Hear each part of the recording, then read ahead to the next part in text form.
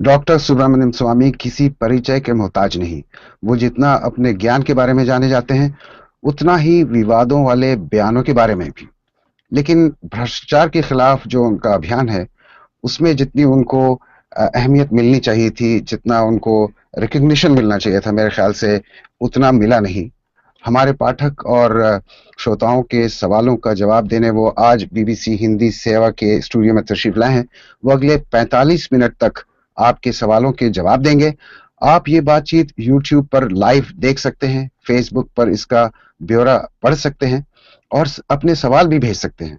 और अगर आप सवाल ट्वीट करना चाहते हैं तो हैशटैग आस्क डॉक्टर स्वामी है, यानी ASKDRSWAMY। डॉक्टर स्वामी, आपका हमारे स्टूडियो में स्वागत है। इससे पहले कि हमारे पाठक और हमारे श्रोता आपसे सवाल करें, पहला सवाल मैं आपसे करना चाहूंगा। आज राज्यसभा में काफी हंगामा हुआ धर्म परिवर्तन को लेकर। हाँ। इसमें आपकी क्या राय है? हमारे संविधान के अनुसार और जो कॉन्स्टिट्यूशनल बेंच 1977 में जो जजमेंट दी है सुप्रीम कोर्ट की, उसके अनुसार धर्म परिवर्तन करना अवैध नहीं है। लेकिन रिश्वत देकर या प्रोत्साहित करके या कोई लालच देकर किसी की धर्म परिवर्तन होता है तो वो अनकॉन्स्टिट्यूशनल है या संविधान के विरुद्ध में है और अवैध है। तो जो हुआ उसका ये कोई भी सिद्ध कर दें कि ये जबरदस्ती हुआ है या इसको कोई लालच देकर हुआ है, तो फिर तो उसको कोर्ट ही उसको रद्द कर देगी। अभी तक किसी ने ये कोई सबूत नहीं पेश किया, सिर्फ आरोप लगाया है।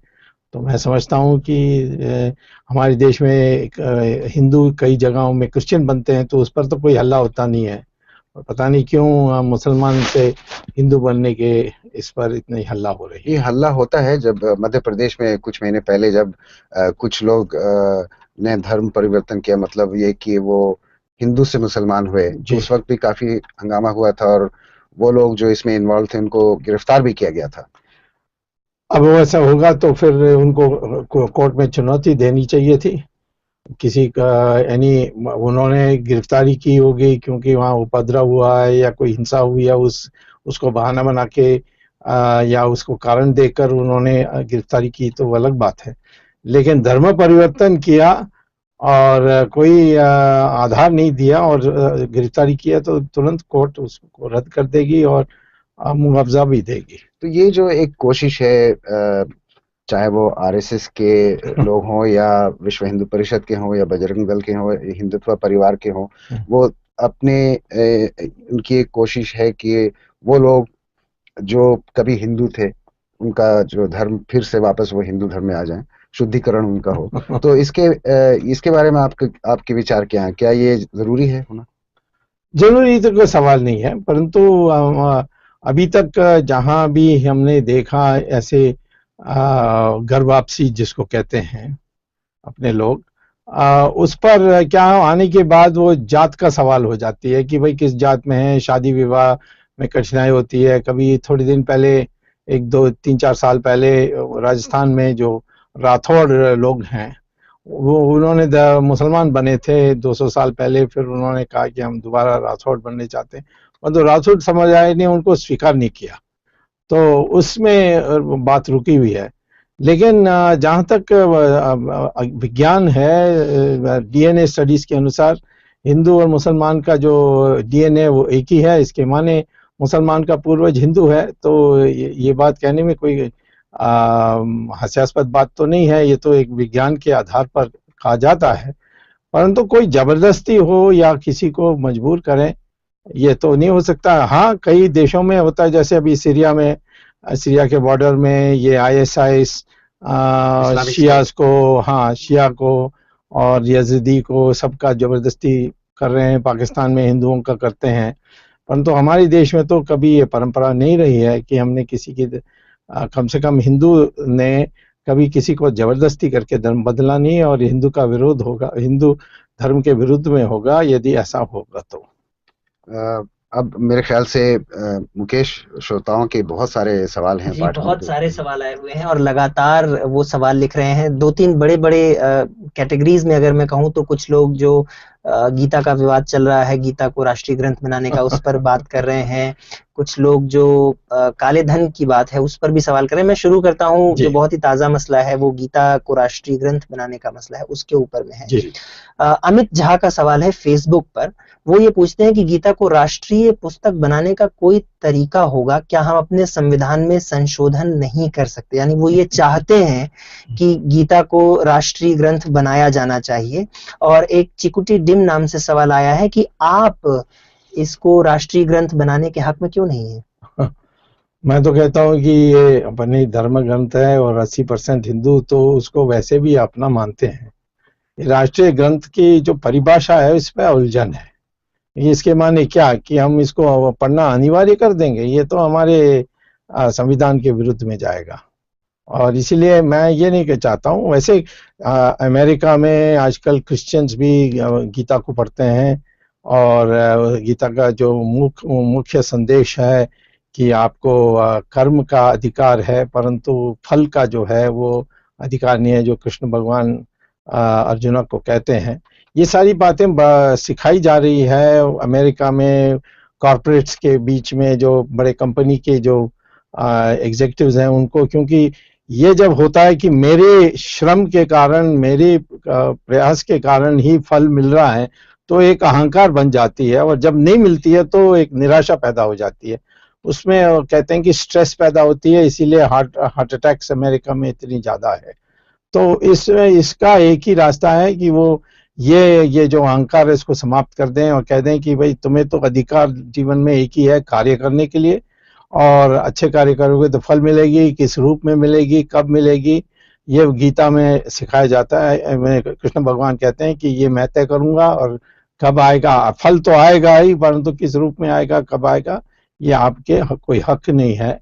ये जो संदेश है ये सारे, इसमें कोई धार्मिक सवाल नहीं है, कोई मजहब का सवाल नहीं है। ये आप इसको हिंदू धर्म से नहीं जोड़ते हैं आप? मैं इसको हिंदू धर्म संस्कृति से जोड़ते हैं। लेकिन मैं इतना जरूर कहूंगा, अपने धर्म को कहता हूँ। धर्म तो उपासना पद्धति नहीं है, मजहब नहीं है। धर्म माने नियम है, व्यवहार का नियम। अब जैसे हम पिता की मानते हैं, माता को मानते हैं, जो हमारी पति पत्नी के रिश्ते हैं, भाई बहन के रिश्ते हैं, वो पश्चिम से अलग है, लेकिन इसको हम अपने मजहब नहीं मानते हैं, ये हमारी धर्म मानते हैं। तो धर्म नियम होता है तो उस नियम के अनुसार है। तो ये गीता को हम अनिवार्य करना, ये तो मैं पक्ष में नहीं हूँ। मैं ये इसके पक्ष में जरूर हूँ कि गीता को पढ़ना चाहिए और उसके लिए संविधान में लाना जरूरी है। संविधान में लाने की बिल्कुल जरूरी नहीं है। और स्कूलों में जहाँ हिंदू शिक्षा देने की जो है, जो क्योंकि उन्होंने 100% जो धन है या खर्चा है वो हिंदुओं से ही लेकर करते हैं, वो सरकार से कोई खर्चा नहीं लेते, सरकार से कोई धन नहीं प्राप्त करते हैं, ऐसे स्कूलों में पढ़ा सकते हैं। लेकिन मैं ये इसको एक संविधान का हिस्सा बनाने के पक्ष में नहीं हूँ। ना मेरे ख्याल में अभी तक जो मैंने धर्मगुरु, हिंदुओं के धर्मगुरुओं से मिला हूँ, उन्होंने किसी ने ये नहीं कहा है। और अभी तक और किसी के जो अधिकारी हैं या कोई जो जिन्होंने शोध किया है हमारे धर्म में या अपने उपासना पद्धति में, हमारे मजहब पर, उन्होंने ये कहा है कि इसको अनिवार्य करना। हमने कभी इतिहास में किसी चीज के लिए अनिवार्य नहीं किया। अब कई होते हैं हिंदू जो इसको नास्तिक अपने को नास्तिक कहते हैं, जो वेद पर भी नहीं विश्वास करते हैं। तो इसीलिए और हम उनको भी हिंदू मानते हैं। जो ईमानदारी से कहता है कि नहीं मैं कुछ नहीं मानता हूं, तो उसको भी हम हिंदू मानते हैं।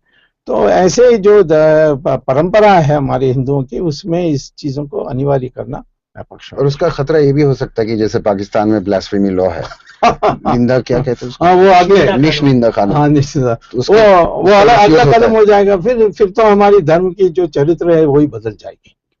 जी, एक सवाल है जो कि गूगल प्लस से ये सवाल है, अमानुल्लाह खान साहब का है और वो ये पूछ रहे हैं कि माननीय डॉक्टर सुब्रमण्यम स्वामी साहब, मैं आपको 1980 से काफी हद तक जानता हूं, लेकिन मुसलमानों के खिलाफ आपका जो स्टैंड उस समय से तो मैंने कभी नहीं देखा। पिछले कुछ समय से आप मुसलमानों के खिलाफ बेबाक विचार रखते रहे हैं, इस बदलाव की क्या वजह है? ये अमानुल्लाह खान का सवाल है। बदलाव आई जब हमने ये जो आतंकवाद का जो रवैया देखा और हमने जो हिंदुओं के साथ जो व्यवहार होने लगा उन देशों में जहाँ जिहाद के नाम पर लोग हिंदुओं के साथ शोषण किया, तो मैंने सोचा कि हिंदुओं के लिए आवाज़ उठानी चाहिए और ज़्यादातर मैंने मुसलमान के खिलाफ बोला, ऐसा तो आपके अनुमान है।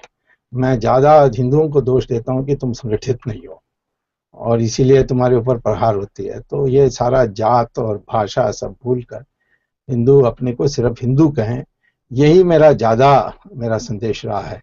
मुसलमान के खिलाफ मैंने कभी कहा नहीं, परंतु मुसलमान में जो पैगम्बर मोहम्मद ने जो कहा है कि दारुल इस्लाम दारुल हरब और अल तकिया में जो फ़र्क है, उसको मैंने लोगों को सिखाया है और मैंने ये कहा है कि जहाँ मुस्लिम मेजॉरिटी में है वो नहीं देने के लिए तैयार हैं जो जहाँ वो माइनॉरिटी में है। जैसे हमारे देश में वो मस्जिद बनाने चाहते हैं सुबह अजान के लिए और अनुमति चाहते हैं, लेकिन सऊदी अरेबिया में हमें दिवाली नहीं मनाने देते हैं, घर के अंदर सत्यनारायण पूजा नहीं करने देते हैं, पॉकेट में रामचंद्र जी का फोटो भी रखने के लिए अधिकार नहीं है, मंदिर बनाने की तो बात ही छोड़िए।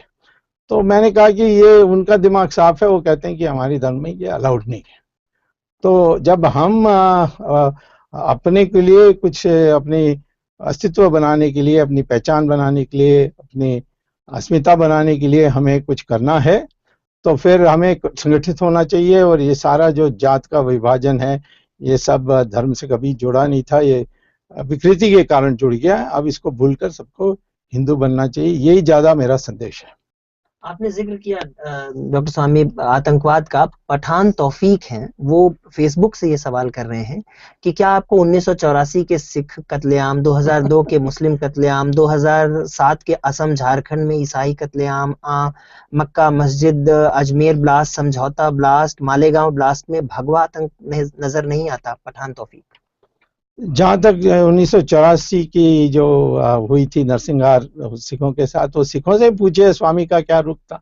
मैं एक अकेला हिंदू था जिन्होंने ऑपरेशन ब्लू स्टार का भी विरोध किया था और ये एक तो बड़ी मुद्दा बनाई गई थी मेरे चुनाव में 1984 में। सिखों में तो मेरी जय जयकार होती है, तो ये जो अज्ञान में बात कहते हैं ना, वो एक इसका एक उल्लेख है, एक उदाहरण है। दूसरा है कि हिंदू टेरर या भगवा टेरर, यही सारी बातों तो यूपीए सरकार ने उड़ाई। अब कोई बोलता ही नहीं है, ना कांग्रेस के तरफ से पार्लियामेंट में आज ये सवाल उठाते हैं। सबको जब मैं व्यक्तिगत बात करता हूँ कांग्रेस वालों से, उनको तो शर्म आता है इस बात पर कि हमने ये सवाल उठाया। वो कहते हैं क्या करें, ये राहुल गांधी और सोनिया गांधी ने उठाया। तो मैं ये कहता हूँ कि कुछ सबूत दे दीजिए। अब समझौता एक्सप्रेस के बारे कहते हैं हिंदू टेरर के कारण है, परंतु हमारी सरकार नहीं, वही यूपीए सरकार ने अमेरिका से कहकर लश्कर ए तैयबा को आतंकवादी संगठन यूनाइटेड नेशंस में घोषित कराया। बाद में ये बदल गया, कहा कि नहीं हिंदू टेरर ने किया, और अमेरिका को कहा, अमेरिका ने कहा नहीं, हमारी जो जांच हुई है उसके अनुसार लश्कर ए तैयबा ने किया है। आज भी लश्कर ए तैयबा टेररिस्ट ऑर्गेनाइजेशन के लिस्ट में है और इसीलिए कोई सबूत नहीं होते हुए ये कहना हिंदू टेरर, ये तो मैं कहता हूँ बेबुनियाद है। जी, अगला सवाल एक है मनोज राठौर का। वो कहते हैं कि राजनीति में धर्म और धर्म में राजनीति को मिलाने का धंधा कब बंद होगा? ये फेसबुक से सवाल आया है। राजनीति में धर्म होना आवश्यक है, क्योंकि एक नैतिक आधार पर हम राजनीति नहीं करेंगे तो फिर बर्बाद हो जाएंगे। लेकिन धर्म में राजनीति होना ये हम कभी नहीं मानेंगे और इसीलिए इसमें मैं ये फर्क करता हूँ। लेकिन ये धर्म और राजनीति जब मिल जाए दोनों, मतलब आप जो कह रहे हैं कि आप राजनीति करते हैं तो आप पूरे कन्विक्शन के साथ करें। वही तो मैं कह रहा हूँ कि धर्म माने मतलब ये धार्मिक जो व्यवहार का होता है। मैं नहीं कहता हूँ कि राजनीति में आपको विष्णु भगवान की पूजा करनी है या शिव भगवान की पूजा करनी है, ये मैं अनिवार्य नहीं कह रहा हूँ। मेरे ख्याल से इनका मतलब है कि हाँ, जो तो फिर वो धर्म का अर्थ नहीं समझते, धर्म का इस्तेमाल करते हैं। हाँ, धर्म का इस्तेमाल कहाँ हुआ है? जैसे बीजेपी के बारे में कहा था कि वो तो कहते हैं, परंतु कौन सी बात ऐसी कहा बीजेपी ने जो उसको कम कह सकते हैं वो इस्तेमाल हो रहा है? जैसे कि राम मंदिर बनाने का नहीं, जैसे गीता का भी इशू है, इसमें गीता का इशू बीजेपी का इशू नहीं है, ये बीजेपी के प्लेटफॉर्म से भी नहीं कहा गया ये, और बीजेपी की तरफ सुषमा स्वराज ने जरूर कहा, बट बीजेपी की तरफ से तो किसी ने बयान नहीं दिया ना इसको। हमारी नेशनल एग्जीक्यूटिव में कोई जो प्रस्ताव पास होती है उसी को बीजेपी का मानते हैं, लेकिन लोकतंत्र पार्टी होने के कारण हर व्यक्ति को एक हवा बनाने के लिए, एक अपने विचार कहने के लिए अधिकार है। जी, अगला सवाल है अनुराग सिंह का, और वो पूछते हैं कि आप मोदी सरकार से वो सवाल क्यों नहीं करते जैसे कठिन सवाल आप पुरानी सरकार से किया करते थे। और इसमें खास तौर पे जो कुछ लोग जिक्र कर रहे हैं वो जिक्र कर रहे हैं काले धन के मुद्दे पे, कि लोग कह रहे हैं कि 15 लाख रुपए हमारे अकाउंट में आने थे लेकिन वो पैसे तो अभी तक आए नहीं, हमने इसी मुद्दे पर बीजेपी को वोट दिया था। ये मुरलीधर शर्मा का सवाल है, कुणाल रघुवंशी का भी इस तरह का सवाल है। तो ये लोग काले धन के मुद्दे पर आपकी राय जानना चाहते हैं। देखिए, पहले तो मैं आपको कहना चाहता हूं कि मेरे जो दायित्व है वो है कि जो विपक्ष की पार्टी है या मेरे विरोधी पार्टी है उसका पोल खोलना। अब मैं अपनी पार्टी का भी पोल खोलना है तो मेरे पास इतना समय होना चाहिए कि मैं दोनों काम कर सकता हूं। मैं पूछना चाहता हूं कि हमारी पार्टी में कोई कमजोरी है तो ये हमारी विरोधी पार्टी जो है, हमारे विरोध में जो पार्टी खड़े हैं, ये क्यों नहीं उठाते? कहते हैं तुम्हारी पार्टी में भी भ्रष्टाचार होती है और आप उसके जिक्र नहीं करते। मैं कहता हूं कि कांग्रेस को कौन रोक रहा है कि इसका पोल खोलने के लिए, इसके लिए कोर्ट में, जैसे मैं कोर्ट में जाकर केस डालता हूं, ऐसे क्यों नहीं करते हैं? या मुझे सीबीआई का डायरेक्टर बना दीजिए और फिर कहिए कि सब पर केस लगा दीजिए, मैं सब पर केस कर दूंगा। इसीलिए मुझे सीबीआई के डायरेक्टर कभी नहीं बनाएंगे। लेकिन सवाल अभी भी वही है डॉक्टर स्वामी की 15 लाख रुपए का जो ये, हाँ अच्छा, उसमें आता हूँ, जो काले धन का मुद्दा है, आता हूँ। निश्चित तौर पर मैंने प्रधानमंत्री को चिट्ठी लिखकर 6 कदम बताए हैं जो उठाएंगे, तो जो उन्होंने वायदा किया वो पूरा कर सकते हैं। कब लिखा आपने? ये मैंने जब ये अरुण जेटली ने कहा कि 3 ही नाम दे सकते हैं और सारे नाम नहीं दे सकते हैं सुप्रीम कोर्ट को, तो मैंने कहा कि ये बिना आधार है। वो जो DTAA के वो जिक्र कर रहे थे, वो सिर्फ यदि कोई हिंदुस्तानी या भारतीय विदेश में काम करता है, वहाँ कहता है उस सरकार को कि मैं टैक्स इंडिया में दूंगा, और इंडिया में क्या कहता है कि मैं टैक्स विदेश में दे रहा हूँ, तो ये इसको कहते हैं डबल टैक्स अवॉइडेंस एग्रीमेंट। तो उसमें जो सरकार देगी आपको आधार, उस आधार को जब तक आप केस नहीं डालोगे बाहर नहीं निकाल सकते हो। परंतु जो जर्मनी और फ्रांस ने हमें दी थी नाम, वो जहां भ्रष्टाचार होकर जो पैसा है उन्होंने विदेश में हवाला के जरिए भेजा है उसका है, तो इसमें कोई बंधन नहीं है। इसीलिए मेरे ख्याल से ये सवाल उठ रहे हैं, इतने लोगों ने सवाल किए हैं काले धन पे कि बीजेपी सरकार और खास तौर से नरेंद्र मोदी जो हमारे प्रधानमंत्री हैं वो इसमें नाकाम रहे 100 दिन के अंदर काले धन को लाने के लिए, और आपकी तरफ से कुछ आवाज नहीं उठी इस पे? नहीं उठी है, उस समय आया था पेपर में, जोर से नहीं उठी। अब जोर से मैं क्या उठा के प्रयास आप मैं फाइनेंस मिनिस्टर होता तो आप मुझसे पूछ सकते। आपकी छवि है ऐसे ना कि आप उठाते हैं तो। नहीं, परंतु मेरे पास 24 घंटे ही है, और उसमें मैं सोनिया के पीछे बढ़ूं या अपने लोगों के पीछे बढ़ूं? जनता की सेवा तो आप किसी के भी पीछे नहीं, वो तो समय का सवाल है ना। देखिए, हर चीज के लिए आधार तैयार करनी होती है कोर्ट के सामने। मैं केजरीवाल जैसे कर सकता हूँ कि बोल दिया फिर भाग गया, ऐसा मैं नहीं करता हूँ। मैं बोलता हूँ फिर जाकर कोर्ट में केस डालता हूँ। आज भी मुझे कोर्ट में 5 घंटे लगानी पड़ी और मुझे तो चिंता थी कि मैं यहाँ पहुंच पाऊंगा कि नहीं। लकीली केस एक समाप्ति पे आ गई, अच्छी समाप्ति पर आ गई। तो मैं कहता हूं कि ये समय का सवाल है, या मेरे पास अधिकार होता या मुझे सीबीआई दे देते तो फिर ये सवाल पूछने के लिए अर्थ होगी। मैं ही सारी सामग्री इकट्ठा करूं, मैं ही जाके कोर्ट में करूं, क्योंकि लोग पूछ रहे हैं मुझे, ये तो मैं नहीं कर सकता। मैं तो, मेरी प्राथमिकता है कि कांग्रेस वालों को पहले जेल भेजूंगा। जब वो काम खत्म हो जाएगी फिर मैं अपने बारे सोचूंगा। लेकिन भाई, तो आप ये जो कह रहे हैं कि आपने जो चिट्ठी लिखी है प्रधानमंत्री मोदी को, क्या आपने वो रास्ता बताया है जिससे काला धन रखने वालों का नाम उजागर हो सकेगा? हाँ, और सारा जो काला धन विदेश में है, वो सारे काला धन की जो है लगभग 120 लाख करोड़ रुपए, वो सारा देश में आ सकता है। तो एक दो कदम बताएंगे जो 6 पॉइंट्स। एक है कि आप एक अध्यादेश जारी करिए जिससे ये ऐलान करिए कि 2005 के United Nations resolution on corruption के अनुसार जो भी भारतीय के अकाउंट्स हैं इन 70 देशों में जहां गुप्त बैंकिंग होती है, सब देशों में नहीं, लगभग 200 देश हैं दुनिया में, 70 देश ऐसे हैं जहां गुप्त बैंकिंग होती है, उनमें जो भी भारतीयों के अकाउंट है उसका हम राष्ट्रीयकरण कर रहे हैं और उनकी सरकार हमें सारे दे दे। एक रास्ता ये है। दूसरा रास्ता है कि जो जर्मनी और जो फ्रांस ने किया, उन्होंने वरिष्ठ अधिकारियों को भ्रष्ट कर दिया और रिश्वत देकर उन्होंने सारी अकाउंट्स ले ली, अपनी भी ले ली, हमारे लोगों का भी जो मिला उसको हमें भेज दिया।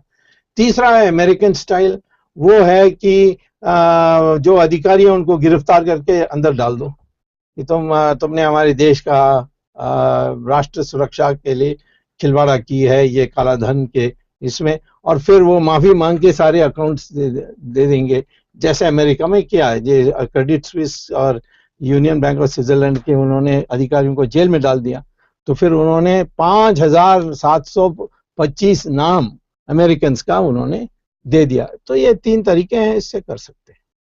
जी, आपने जिक्र किया कि आप अगर वित्त मंत्री होते तो शायद ये कर सकते थे। संजय चौधरी हैं, ये फेसबुक से सवाल करना चाहते हैं कि स्वामी जी, अगर आपको मोदी सरकार में मंत्री बनने का मौका मिला तो आप बनेंगे? अब क्या किसकी बनाएंगे इस पर डिपेंड करेगा। अब मुझे कहेंगे कि रूरल डेवलपमेंट देखो, तो मुझे तो कुछ गांव के बारे आता ही नहीं है, मैं तो शहर का आदमी। तो कुछ ऐसे जिसके लिए मैं ट्रेंड हूँ, उसमें फाइनेंस होगा, होम होगा, डिफेंस होगा, एक्सटर्नल अफेयर्स होगा, इन चारों में से होगा तो आसान होम होगा तो सीबीआई भी आपके अंडर नहीं, वो तो प्राइम मिनिस्टर के पास है, परंतु हम जानते हैं सीबीआई से काम कैसा लेना है। लेकिन यानी 4 बड़े मंत्रालय जो हैं उस पर आप कह रहे हैं कि, लेकिन उस पर तो 4 पहले से ही बड़े लोग बैठे हुए हैं। ठीक है, अब तो प्रधानमंत्री मोदी को धर्म संकट में डाल मैं तो कोई जबरदस्ती तो नहीं कर रहा हूँ। मैं ना किसी अभी आज तक एक मंत्री पद के लिए कुछ मांगा, ना मैंने विरोध किया कि मेरा नाम नहीं है कहीं। मैं जानता हूं कि जब मेरा प्रारब्धा बनेगी वो तो ऑटोमेटिकली बन जाएगी। लेकिन मुझे 2 बार मंत्रिमंडल, एक बार बना उसके बाद फिर विस्तार हुआ, और मुझे आश्चर्य हुआ है कि आपका नाम उसमें नहीं, जब आप इतने काबिल और इतने एक्सपीरियंस्ड पॉलिटिशियन है। लेकिन वो तो मोदी ही जवाब दे सकता, मैं नहीं दे सकता। आज 2013 में आप पूरी पार्टी के साथ बीजेपी में आ गए। हाँ, ऐसे नहीं, क्यों, मैं वैसे वो मेरा पुरानी पार्टी है, नाम उन्होंने बदल दी और बीच में वाजपेयी ने इसको गांधीवाद समाजवाद का नाम दिया था, तो मैंने कहा मुझे गांधीवाद और समाजवाद से कोई अर्थ नहीं है, तो मैं अपना जनता पार्टी में बना रहूंगा।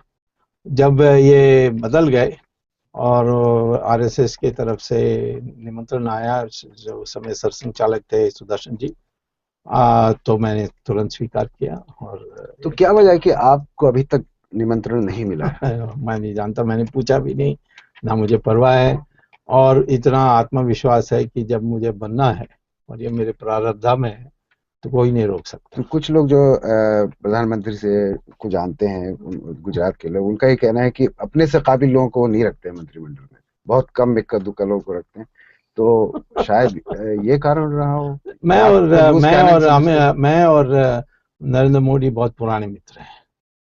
1972 में मेरा पहला जो आम सभा हुई थी विद्यार्थी परिषद के मंच से, वो मोदी ने अरेंज किया था। इमरजेंसी में हम दोनों साथ घूमे। अच्छा, तब से जानते हैं? हाँ, उनको 72 से जानता हूँ और घनिष्ठ मित्र हैं, और वो नहीं बना सकते हैं तो कोई मजबूरी होगी, और मैंने पूछताछ नहीं की।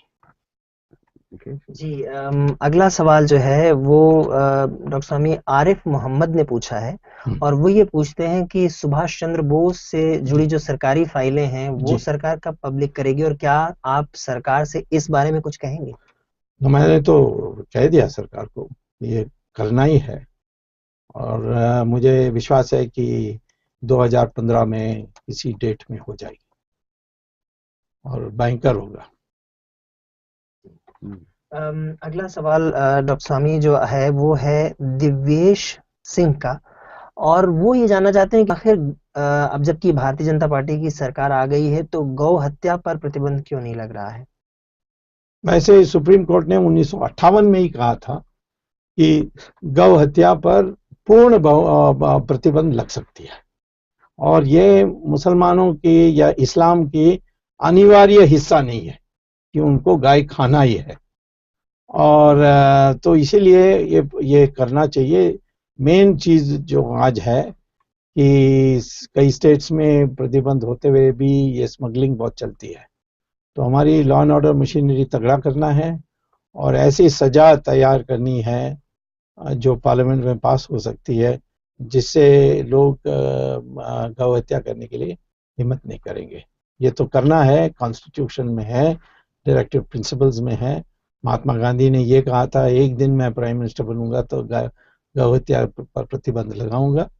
तो इसीलिए ये एक हमारे लिए एक भावना का सवाल है। और तो ये कब तक हो सकता है, क्योंकि 6 महीने तो हो गए सरकार को? देखिए हमारी सरकार 3 कारणों से आई।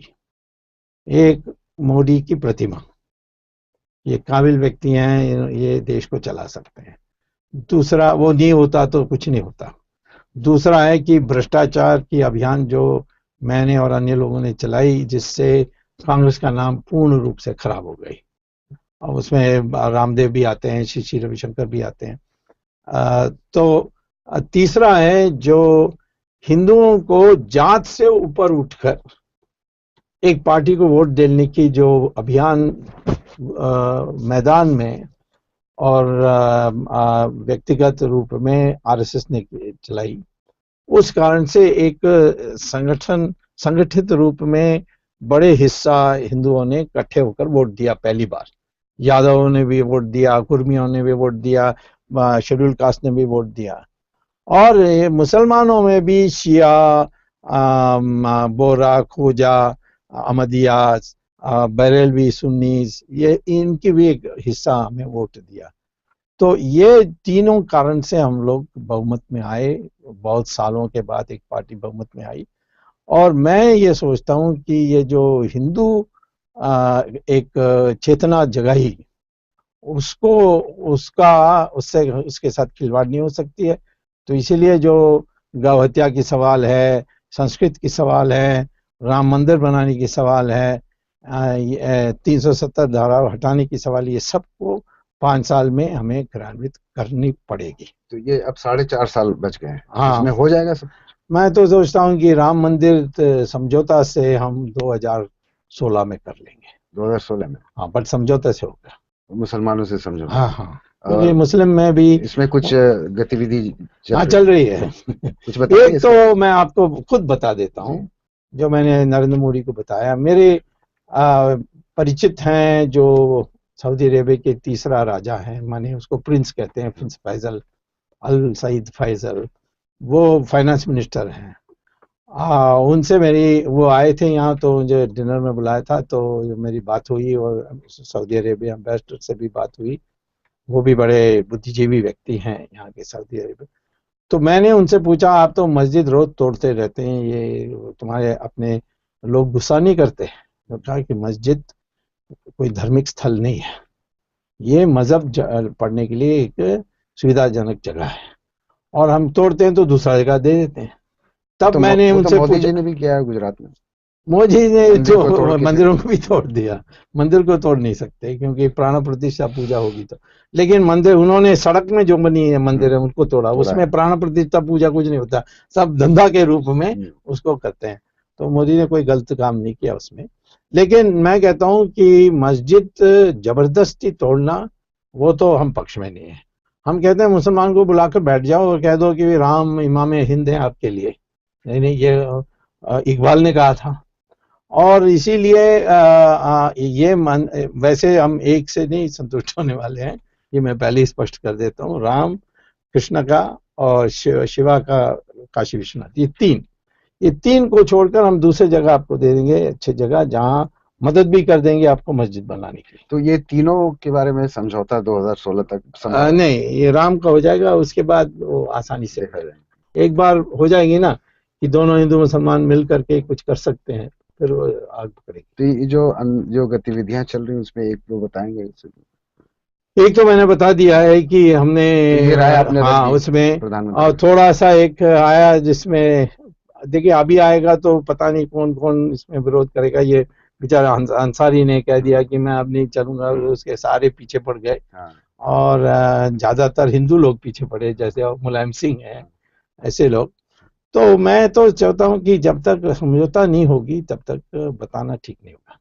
एक पॉइंट को बता दीजिए। एक पॉइंट तो मैं बता रहा हूँ कि मस्जिद तोड़ने से कोई अपराध नहीं। ये तो विदेशी का पक्ष है, ये तो देखिए आप मुल्ला साहब को आप वो मानते हैं, आप हज में जाते हैं सऊदी अरेबिया में। देखिए सऊदी अरब के लोगों से आप ही मिलते हैं, मैं मुसलमानों को बोलते हैं मुसलमान नहीं, मैंने पूछा फतवा जारी करेंगे, उन्होंने क्या फतवा जारी कर? वो फतवा जारी कैसे कर सकते हैं? वो तो गवर्नमेंट के आदमी है, उनके नहीं वहाँ मुल्ला लोग हैं। हाँ, उनके अलग वो मुल्ला लोग भी मानते हैं। वो मुल्ला के सहमति से ही जहां मोहम्मद नमाज पढ़ता था, इसको बिलाल मस्जिद कहते हैं, उसको भी तोड़ दिया उन्होंने और अपना महल बना लिया वहां, दूसरा मस्जिद नहीं बनाया। अगला सवाल जी, अगला सवाल आया है, ये है ट्विटर से, और राहुल पुगलिया ये जानना चाहते हैं कि भ्रष्टाचार का मुद्दा, जैसा आपने भी जिक्र किया कि जो 3 प्रमुख चीजें थी उसमें भ्रष्टाचार का मुद्दा था जिस पर मोदी सरकार जीती है, लेकिन कोई एक काम ऐसा बताइए जिसको कराने में अब भी हमें घूस नहीं देनी पड़ती जो पहले भी देनी पड़ती थी। लोग जो रिश्वतखोरी है उससे अभी भी बहुत त्रस्त है और उसमें उन्हें कोई राहत मिलती नहीं दिख रही। मोदी के मंत्रिमंडल में शामिल, उसमें शायद नहीं है। इसका जिक्र उन्होंने नहीं किया, उन्होंने अपने जो रोजमर्रा के कामकाज हैं उसका जिक्र कर रहे हैं। देखिए बीमारी को दूर करने में आपने एक टैबलेट ले लिया उससे बीमारी दूर हो गई, ये तो हम सिद्ध नहीं कर सकते। ये बीमारी बहुत सालों से चली है, परंतु इतना जरूर आज कहूँगा कि डिफेंस मिनिस्ट्री में जो काम हो रही है, विशेष तौर पर पारीकर बनने के बाद, एक भी रुपए का रिश्वत के लिए सारे दुखी हैं जो कमीशन एजेंट्स होते थे। दूसरा है कि मैं समझता हूं कि भ्रष्टाचार को खत्म करने के लिए 3 रास्ते हैं। एक अल्पकाल का रास्ता है जिसमें जो हम सरकारी बाबुओं से कराते हैं वो कंप्यूटर के जरिए करा दें, जैसे रेलवे रिजर्वेशन है या कोई फॉर्म को लेना है उसको डाउनलोड करके घर में ही फॉर्म प्राप्त कर लेते हैं, ये एक रास्ता है। दूसरा है कि हम ऐसे बड़े लोगों को सजा दें कि छोटे लोगों को लगे भाई इनका हो सकता है हाल ये खराब, तो हमारी भी हो सकती है। उसमें तो मैं लगा हूँ, अभी नेशनल हेराल्ड केस में लगा हूँ और जयललिता को भी 18 साल मेहनत करके उनको अंदर कर दिया, तो नेशनल हेराल्ड में भी मेरी जीत होगी। तो इतने बड़े बड़े लोगों को 4-5 को पकड़ना ये आवश्यक है। चिदम्बरम का भी अभी केसेस चल रहे हैं, इसकी इन्वेस्टिगेशन सीबीआई कर रही है। तो ये एक बीच का रास्ता है, मध्यम काल का रास्ता है। तीसरा है जो हमारी जो आदतें बिगड़ गई हैं, जो हम एक आयाम भौतिकवाद पर आ गए हैं जिसको ग्लोबलाइजेशन कहते हैं, कि जो पैसा है वही समाज में ऊंचा है। जब हमारी संस्कार है कि जो त्यागी है उसको हम सबसे ज्यादा बड़ा मानते थे, अब वो धीरे धीरे खत्म हो गई है। उसको दोबारा बनाना है कि पैसा बनाना पर यानी एक रास्ता है, परंतु सबसे उच्च रास्ता है ज्ञान प्राप्त करना, त्याग करना, देश के लिए सेवा करना या देश की रक्षा करना। इस प्रकार की बातें हमें दोबारा लोगों के दिमाग में लाने की आवश्यकता है। डॉक्टर स्वामी, फेसबुक से रवि तिवारी, मधुकर कुमार और खालिद अली, इन 3 लोगों का सवाल है, आरक्षण भारत से कभी खत्म होगा कि नहीं, ये वो जानना चाहते हैं। मेरी राय में आरक्षण उन्हीं लोगों को मिलना चाहिए जिनको समाज में कोई दमन के कारण उनमें कोई डिसेबिलिटी, जिसको जैसे कहते हैं, कोई अपंग हो गए हैं, ज्ञान से अपंग हो गए हैं या शारीरिक अपंग हो गए हैं, ऐसे जो होते हैं, जो उसमें शेड्यूल कास्ट और जो जंगलों में रहते हैं वनवासी हैं, ये हैं, इन्हीं का नंबर बनता है। इनका तो पहले से ही है। इनका तो पहले से है। अब जिन लोगों ने इस देश में राज किया, वो गरीब हो तो उनके लिए स्कॉलरशिप दो, ट्यूशन के लिए व्यवस्था करो, पर रिजर्वेशन नहीं होना चाहिए। ब्राह्मण गरीब हैं परंतु उनके लिए कभी मैं रिजर्वेशन नहीं मांगूंगा। यादवों के लिए भी रिजर्वेशन नहीं होनी चाहिए। क्यों? क्योंकि वो राजा रहे हैं। मुसलमान के लिए कतई नहीं होना चाहिए। 800 साल इस देश में राज नहीं, लेकिन मुसलमान तो हिंदू से उनका धर्म परिवर्तन हुआ। गरीब जो हिंदू था वो मुसलमान, वो तो ठीक अभी है, भी गरीब है। नहीं तो उनके लिए स्कॉलरशिप की व्यवस्था करो, उनके लिए उनको तो लेग अप चाहिए ना। नहीं, इसके लिए रिजर्वेशन नहीं दूंगा। वो जिन्होंने पिछड़े हुए राज हैं, किया समाज है के सबसे वो ठीक मतलब है, पिछड़े हुए हैं, परंतु 800 साल राज उनकी, वो तो राजाओं ने राज किया। तो वैसे ये तो तो आम ब्राह्मण जनता का ही। भी कहना सकता है, वो उनके राजाओं ने राज किया, और आज ब्राह्मण बहुत गरीब है। नहीं, मुसलमान मैं, से गरीब तो नहीं है। हाँ, मुसलमान से गरीब तो नहीं है। जो भी आश्चर्य जितनी भी होगा रिपोर्ट्स आपको, आप आप देखेंगे, नहीं नहीं नहीं दलितों से भी नहीं गरीब नहीं, है आप मुसलमान। चंद ब्राह्मणों को मत देखिए, वो तो ऐसे भी ब्राह्मण के कार्य से हट गए, अब वो व्यापारी बन गए, ऐसे उनका मत देखिए। मत तो मैं आपको ले जाऊंगा जहाँ ब्राह्मण गांव में रहते हैं, बड़े गरीब होते हैं, लेकिन वो ब्राह्मण खुद नहीं मांगता है। वो कहता है नहीं, मुझे स्कॉलरशिप दे दो, मुझे ये आईआईटी में मेरे लड़के का प्रवेश के लिए कोई मदद कर दो, जैसे ट्यूशन, ऐसे। वैसे ही मुसलमान के लिए भी, क्योंकि उन्होंने 800 साल राज किया, क्रिश्चियन ने 200 साल राज किया, कतई नहीं रिजर्वेशन मान सकते। उज्जवल उपाध्याय ये फेसबुक से सवाल कर रहे हैं डॉक्टर स्वामी, और ये कहते हैं कि मोदी सरकार के अब तक के पूरे कामकाज, यानी जो 6 महीने का कामकाज है, उस पर आप क्या कहेंगे, और क्या अगले 4.5 साल तक ये सरकार सिर्फ विदेश नीति को ही मजबूती देने में लगी रहेगी? अब बजट आएगी अभी फरवरी में, उसमें आर्थिक दृष्टि से क्या कर रहे हैं देखा है। दूसरा है कि कुछ भी कहिए, मोदी ने कश्मीर में जो चमत्कार दिखाई है, जिससे ईर्ष्या हो गई है पाकिस्तान में, वो कोई कम योगदान नहीं है। उन्होंने राष्ट्र का एक जो एकता पैदा की, जहां 71% लोग अपने बल पर, अपने परिश्रम से आकर वोट डालकर गए, भले किसी को भी वोट दें, ये एक बहुत बड़ा।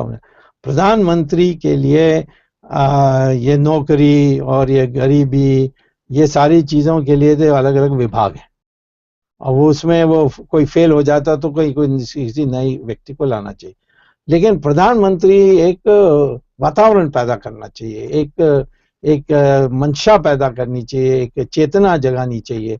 वो मोदी अच्छे तरीके से कर रहे हैं। लेकिन उनके बारे में भी जो लोग कहते हैं कि he doesn't walk the talk, बोलते बहुत हैं करते कुछ नहीं। अभी तो 6-7 महीना हुआ है। 6 महीना काफी होता है। आप बात ही करते चले जा आप रहे मई हैं लोग। 26 को पूछिए, और आप इतने दबंग नेता हैं, आप कुछ बोल ही नहीं रहे।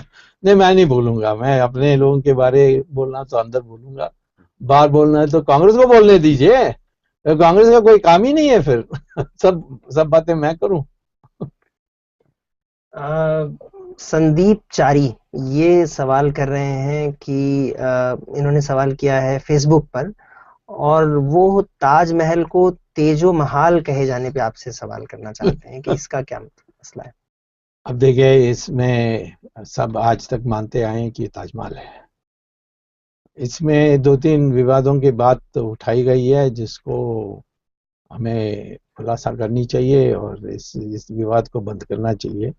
एक है कि बेसमेंट में मूर्तियां हैं, और इसको महल कहना, कोई मस्जिद को या जहाँ दफन हुआ उसको महल कहते नहीं है। इस कहीं ना कहीं 4-5 विशेषज्ञों को बिठाना चाहिए और इस मामला को खत्म करना चाहिए। और ऐसे नहीं तो ये बढ़ते जाएगा। और कई जगहों में निश्चित तौर पर हिंदुओं की बिल्डिंग्स को बदल दिया गया है, और वो आप कुतुब मीनार में भी देख सकते हैं। परंतु ताजमहल के बारे ये जो उठाया गया, अभी तक मैंने ऐसा कोई सबूत नहीं देखा जिससे मैं कह सकता हूँ कि हाँ मैं कन्विंस्ड हूँ ये मामला इस ये पहले कुछ हिंदुओं की बनाई हुई महल थी, उसको अब उसको एक कब्रिस्तान बना दी, या यानी मजोरियम बना मुमताज दिया। हाँ बना दी। ये तो लेकिन एक अधिकृत रूप से ऐसे विवादों को बंद करना चाहिए। कई चीजों में हमने सिद्ध भी कर दिया, जैसे राम सेतु पर मैंने कर दिया, वहां तो आपको आश्चर्य होगा कि उमर फारूक ने भी हमें साथ दिया उसमें, क्योंकि वहां तो कोई मस्जिद और मंदिर का सवाल नहीं था, वो तो सिर्फ राम सेतु है कि नहीं इसको मैंने सिद्ध कर दिया। तो ऐसे कोर्ट में या किसी तरीके से करना चाहिए।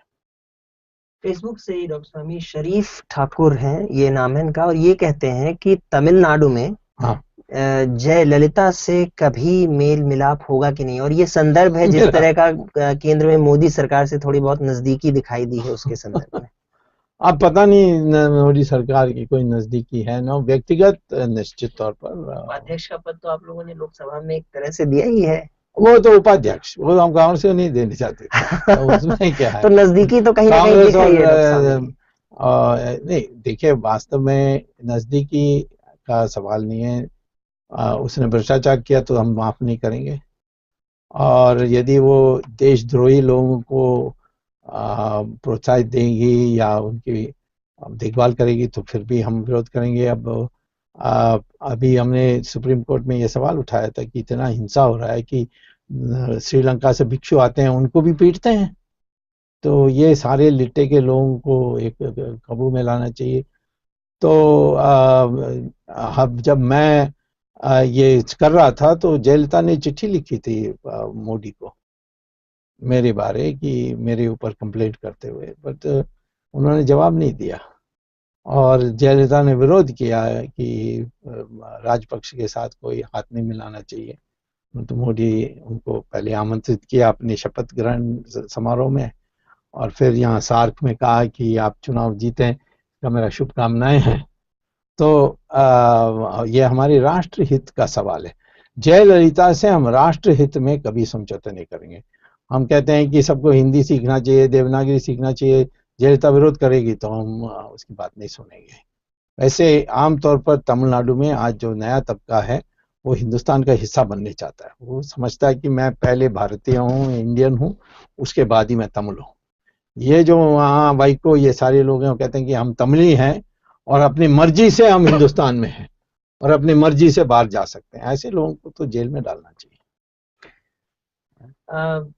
ट्विटर पे एक सवाल आया है, ये सवाल है श्रीधर राव का, और वो ये कहते हैं कि भारतीय जनता पार्टी ने ये कहा था कि यूपी और कांग्रेस के जो भ्रष्ट नेता हैं उनको जेल के पीछे पहुंचाया जाएगा। अभी तक तो इस दिशा में कुछ भी होता दिख नहीं रहा। अभी एक ही व्यक्ति कर रहा है, वो मैं कर रहा हूँ, सरकार की तरफ से नहीं कर रहे हैं। ये तो एक जायज आलोचना है, और मैंने चिट्ठी भी लिखी है मोदी को जिसको मैंने खुलासा नहीं किया। तो करना चाहिए, और कई ऐसे हैं जिनको बहुत जल्दी भेज सकते हैं, चिदम्बरम को तो जल्दी भेज सकते हैं, और भी ऐसे लोग हैं जिनको बहुत आसानी से हम भेज सकते हैं। कई लोगों का ऐसी संपत्ति बढ़ गई है, वो सब तो बड़ी आसानी से कर सकते हैं। हो सकता है कि मोदी समझता है कि पहले साल में अपना पाँव जमाऊंगा और उसके बाद करूंगा। तो अभी मेरा जो हौसला है वो कम नहीं हुआ है, और आगे देखेंगे। ऐसा नहीं करेंगे तो फिर मैं तो अग्रसर होऊंगा, बोलूंगा इस पर। जी, इसके अलावा डॉक्टर स्वामी अगला सवाल जो है वो है एक मिनट, सवाल है साजिद राव का कि आए दिन भारतीय जनता पार्टी के नेता विवादास्पद बयान क्यों देते हैं? ये भारतीय जनता पार्टी की कोई रणनीति है या आरएसएस का कोई एजेंडा है? अच्छा, कोई पता नहीं किस बात पर लोग चिढ़ जाते हैं। जरूर अश्लील भाषा उपयोग की थी हमारे एक साध्वी ने, लेकिन उसने माफी मांग ली, और बाहर पार्लियामेंट के बाहर आज टीएमसी ने एक गंदी बात कही थी बाहर, अब वो कहता नहीं वो तो मैंने बाहर की है, मैं पार्लियामेंट में क्यों माफी मांगू। तो ऐसा कोई कह दें और फिर वो मीडिया में भी कोई हिसाब ही नहीं है किस तरीके से वो तोड़कर पेश करते हैं। और फिर बार बार दिखाते रहते हैं। तो मैंने अभी ऐसा कोई नहीं देखा जिससे उत्तेजित होने की आवश्यकता है। लेकिन कोई व्यक्तिगत अपना कहते हैं तो लोकतंत्रीय देश में और लोकतंत्रीय पार्टी में इतना तो छूट होना चाहिए कि अपनी बात कहने के लिए, परंतु कोई पूछे कि ये बीजेपी का स्टैंड, हम कहेंगे जब तक राष्ट्रीय कार्यकारिणी इसको प्रस्ताव के रूप में अडॉप्ट नहीं करेगी वो बीजेपी। ये पूछने की ये कोई रणनीति का हिस्सा है? इसमें रणनीति हो ही नहीं सकता, क्योंकि इससे हमें नहीं बोलने नहीं हम देखिए, हमारी रणनीति होगी तो ऐसा बोलना कि लोग स्वीकार करेंगे, गुस्सा नहीं होंगे या विवाद में आ जाएंगे। जैसे राम सेतु में बड़ी चली थी, परंतु मैंने बहस में सबको हरा दिया। ऐसा होना चाहिए, हमारी तो परंपरा ये है। ऐसी नहीं बात कहेंगे जिससे लोग उत्तेजित हो जाएं, वो कोई रणनीति नहीं हो सकती। जी, मोहम्मद अहद का ये सवाल है और ये फेसबुक से आया है। श्री स्वामी जी से मैं ये जानना चाहता हूँ कि वो पहले इंसान हैं या पहले हिंदू हैं? वो पहले भारतीय हैं या पहले हिंदू हैं? क्योंकि अगर इंसान है तो इंसानियत, और अगर पहले भारतीय हैं तो संविधान का सम्मान करना चाहिए। कोई बच्चा होता है पहले, फिर प्राउड होता है बाद में, तो इसके माने नहीं कि वो बच्चा ही रहना चाहिए। इंसान हुआ पहले, पैदा हुआ इंसान, फिर उसको संस्कार दी गए, उस संस्कार के अनुसार वो एक मनुष्य बना और एक सभ्य व्यक्ति बना। तो इसीलिए इसको इस प्रकार की विभाजन करना सही नहीं है। एक सवाल और मैं लेता हूँ, ये गूगल प्लस से हमारे पास सवाल आया है। ये सवाल किया है प्रणीत भंडूला ने। वो ये कहते हैं कि जिस तरह से पिछले दिनों में जम्मू कश्मीर में जो हमले हुए हैं, और वो कहते हैं कि ये पाकिस्तान की ओर से प्रेरित दिख रहे हैं, उस पर मोदी सरकार जैसा पहले दावा करती थी कि हम कठोर कदम उठाएंगे, वो एक सिर काट के लाएंगे तो हम 10 लाएंगे, वैसा कोई कड़ा कदम क्यों नहीं उठता दिख रहा है? वो मोदी सरकार ने नहीं कहा था, उस समय सुषमा स्वराज ने कहा था। लेकिन देखिए, पहले तो आपको पता नहीं हमने क्या किया है। मैं बता रहा हूं कि जो जवाब हमने दिया, उसके बाद पाकिस्तान ने जो तोप चलाना बंद कर दिया।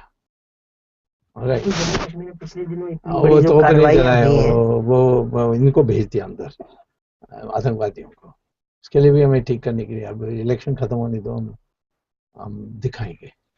और दूसरा है कि हम जानते हैं कि पाकिस्तान में अब एक सरकार नहीं है, 4-5 है।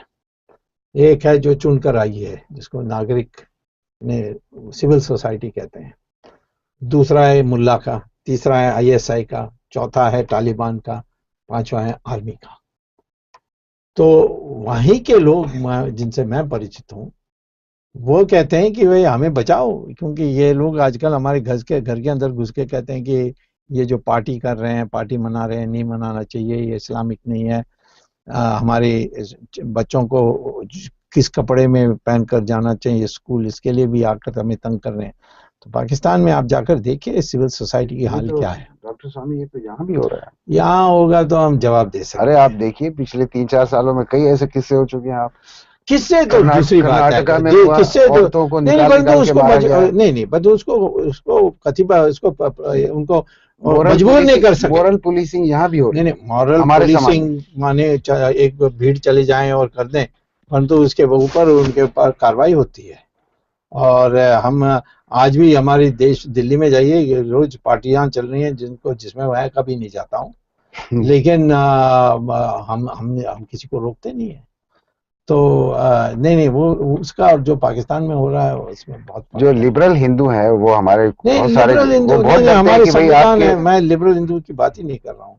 मैं कहता हूँ कि संविधान के अनुसार आपको अधिकार नहीं है कि आप ड्रग्स को बांटे, उसका प्रतिबंध है। लेकिन उस ढांचा के अंदर जहां एक सभ्य समाज रह सकती है, वहां आपको पूरा अधिकार है। ये तो आपने कह दिया, ये तो सही है। हाँ, लेकिन जो मैं अब होता है और कार्रवाई नहीं होती है, तो बताइए कार्रवाई कहाँ होती? देखिए, हमारे दोस्त कह रहे हैं कि जुबैर तुम मुसलमान होके मत डरो, ये हमारे ही खिलाफ हो जाएंगे, हमें कपड़े नहीं पहनने देंगे, हम जो करना चाहते नहीं करने देंगे, अगर हम पब में जाके शराब पीना चाहते नहीं पीने देंगे। अब मेरे जैसे हिंदूवादी हैं, उनके घर में मेरी लड़कियां, मेरी पोतियां, उनके मैंने कभी ड्रेस के लिए किसी को अधिकार नहीं दिया, ना उनको कभी कहा है। और मैं तो जानता हूं कि हमारे सारे बीजेपी में यही है। आप तो अब लिबरल हिंदू अब राम सेना कर देती है तो कहते हैं बीजेपी ने की, आरएसएस ने किया, उनका हमारा कोई संबंध नहीं है। बच्चे तो आपके हैं ना। हाँ ठीक है, तो हमने कभी उनको ये नहीं कहा कि ऐसा कपड़ा पहनो, ऐसा कपड़ा पहनो। एक हद तक जब छोटे थे, बट 21 साल के बाद तो हमने कभी नहीं कहा। तो मैं देखिए, ये एक घटनाओं को और एक संस्कार, पाकिस्तान में आप पता नहीं कभी गए हैं कि नहीं, लेकिन मैं तो 4-5 बार गया हूँ। मेरे अनेक मित्र हैं, मेरे स्टूडेंट्स भी बहुत हैं वहाँ, जो हार्वर्ड में मैं पढ़ाता था। वो वास्तव में बता रहे हैं कि हमारे घर में आ जाते हैं रात को। यहाँ हमारे देश में कि कोई ऐसा कहे कि मेरी पार्टी चल रही थी और लोग आए थे, मुझे बताइए, मैं तुरंत कार्रवाई करके दूंगा। वो दिन आ सकता है। वो दिन आ ही नहीं सकेगा। हम जैसे लोग होंगे तो कभी नहीं आएगा। अच्छा, एक सवाल का टाइम है? हाँ जी बिल्कुल। अच्छा, एक आपने जो 3 मस्जिद और मंदिर में जो विवाद है उसकी बात की, राम मंदिर उसमें पहला है, उसी संदर्भ में एक मेरे पास सवाल है। आपने 16 जुलाई 2011 को भारत से, ये जो छपने वाला अखबार है डीएनए, उसमें आपने लिखा था इस्लामिक आतंकवाद को हटाने के बारे में। तो उसमें आपने ये सिर्फ मंदिर की जगह बने मस्जिदों को तोड़ने की वकालत ही नहीं की थी, बल्कि ये भी कहा था कि अपने पूर्वजों को हिंदू न मानने वाले मुसलमानों और अन्य धर्म के लोगों के मताधिकार भी छीन लिए जाने चाहिए। ये आपका अभी भी आपकी राय है? नहीं, जो मैंने राय दी, लिखी, वो मैं बता देता हूँ, और आपने संशोधित करके मुझे सुनाया है। ये प्रॉब्लम होती है। पहले मैंने ये कहा कि पाकिस्तान बनी इस आधार पर, और जिन्ना ने तो साफ साफ कहा भी था, और ब्रिटिश पार्लियामेंट ने भी पास किया था, उन्होंने उसमें ये कहा था कि उन मुसलमान जो हिंदू के साथ रह नहीं सकता है, उसके लिए हमें अलग देश बनानी है। क्योंकि उस समय सिर्फ इंडिया था, पाकिस्तान तो था ही नहीं। तो एक विधायक उन्होंने पास करवाया था हाउस ऑफ कॉमन्स में, इंडियन इंडिपेंडेंस एक्ट 1947, और कहा कि उन मुसलमानों के लिए ये देश बन रहा है। अब मैं कहता हूं कि आप हिंदुओं के साथ कोई रिश्ता ही नहीं जोड़ने चाहते हो, तो फिर आप हिंदुस्तान में रहते कैसे हो? यहां से शुरू किया। परंतु अब तो उनको हम, क्योंकि वह नागरिक हैं, तो हम कानूनी तौर पर नहीं कहते, परंतु ऐसे लोग जो कहते हैं कि मेरे पूर्वज हिंदू नहीं है, उनका कहना अर्थ है कि मेरा पूर्वज है गौरी और गजनी जैसे लोग। तो ऐसे लोगों को हमें वोट नहीं देना चाहिए। मैंने नहीं कहा कि हम नहीं देंगे, मेरे अधिकार भी नहीं है कहने के लिए, परंतु देना नहीं चाहिए, ये मैंने कहा। उनको वोट डालना नहीं चाहिए, उनको वोट देना, वोट के अधिकार नहीं देना चाहिए। और वोट का अधिकार मूलभूत अधिकार नहीं है, it is a statute, representation of people's act. उसके अनुसार आप फलाना जगह में नहीं रहते हैं तो वहां के वोटर नहीं बन सकते, ऐसे भी है। हमारे हिंदुस्तानी हैं, विदेश में रहते हैं, उनको आप वोट नहीं देते। तो ये मैंने कहा था। और मस्जिद तोड़ने की बात नहीं की थी। मैंने कहा कि ये जो आतंकवादी होते हैं, उनके उद्देश्य होते हैं, उनका एक एक उद्देश्य को फेल करना चाहिए। और मैंने ये कहा था कि यदि वो हमारे मंदिर को तोड़ेंगे, तो जिन मंदिरों को तोड़कर मस्जिद बनी है उसको खाली कर देंगे, ये कहा था मैंने। सवाल तो बहुत होंगे जी, मुकेश। सवाल बहुत हैं, लेकिन हमें ये भी ध्यान रखना है कि अब समय समाप्त हो रहा हाँ, है। मुझे जी बिल्कुल। डॉक्टर स्वामी को भी जाना होगा, बहुत बिजी आदमी है, और आप यहाँ आए इसका बहुत बहुत शुक्रिया। और वाकई हम लोगों ने एंजॉय किया आपकी बातचीत, और इस कार्यक्रम का अब यहाँ पे खत्म करते हैं इसको। और तकनीकी पक्ष संभाला देवाशीष कुमार ने, और इसे प्रोड्यूस किया हमारे साथी मुकेश शर्मा ने। बहुत बहुत शुक्रिया। ओके, आपकी इंफॉर्मेशन के लिए